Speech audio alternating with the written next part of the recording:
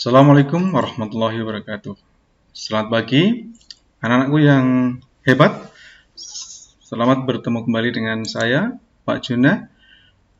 Pertemuan kali ini kita akan mempelajari materi sifat operasi penjumlahan pada bilangan bulat.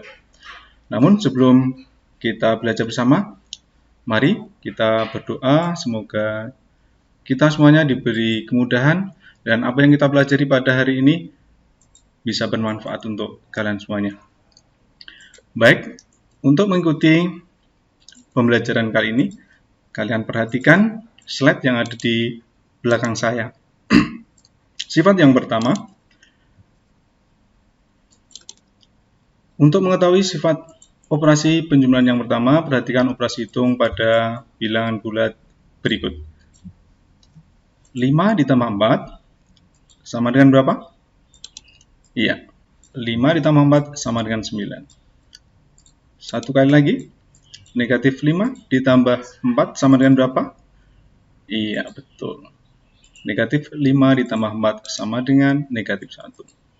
Coba kita akan sampaikan satu soal lagi. Negatif 5 ditambah negatif 4 sama dengan, ada yang tahu? Oke, sama dengan negatif 9. Kalau kita lihat hasil dari ketiga operasi hitung pada bilangan bulat ini, masing-masing menghasilkan bilangan bulat. Untuk itu, setiap ada bilangan A ditambah B akan selalu menghasilkan bilangan bulat C. Sifat ini disebut sifat tertutup. Sekali lagi, untuk setiap A dan B bilangan bulat, maka berlaku A ditambah B selalu menghasilkan bilangan bulat. Ya, ini dinamakan sifat tertutup. Sifat yang kedua, silakan perhatikan operasi hitung bilangan bulat berikut. 5 ditambah 4 sama dengan 4 ditambah 5.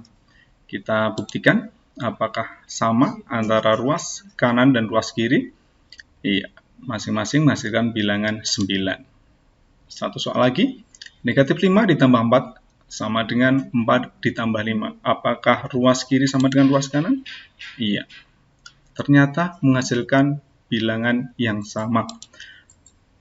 Maka kita bisa simpulkan untuk setiap A dan B bilangan bulat berlaku A ditambah B sama dengan B ditambah A. Nah, sifat ini disebut juga sifat komutatif atau sifat pertukaran. Sudah jelas adik-adik? Jadi setiap bilangan A plus B akan selalu menghasilkan bilangan B plus A, akan menghasilkan bilangan yang sama. Sifat yang ketiga, perhatikan operasi hitung bilangan bulat berikut. 15 ditambah negatif 5 ini saya kurung ya, dikurung, ditambah 4. Apakah nanti akan menghasilkan bilangan yang sama ketika yang dikurung di sini adalah negatif 5 dan 4. Ya, di sini ada operasi 3 buah bilangan bulat. Yang pertama yang dikurung yang depan, kemudian yang kedua yang dikurung ini yang sebelah belakang ya. Kita operasikan.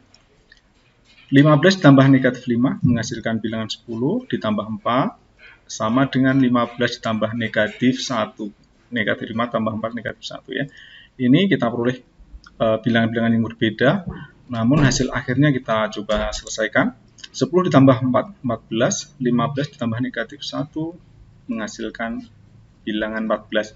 Ternyata ruas kiri sama dengan ruas kanan. Nah, untuk itu setiap ada bilangan A, B, dan C bilangan bulat, maka akan berlaku A ditambah B ditambah C ya, sama dengan A ditambah dalam kurung B plus C. Sekali lagi, jika ada 3 bilangan A, B, dan C bilangan bulat, maka berlaku A ditambah B dalam kurung ditambah C akan sama dengan A ditambah dalam kurung B plus C. Nah, sifat ini disebut sifat asosiatif atau sifat pengelompokan. Baik, kita lanjutkan sifat yang ketiga.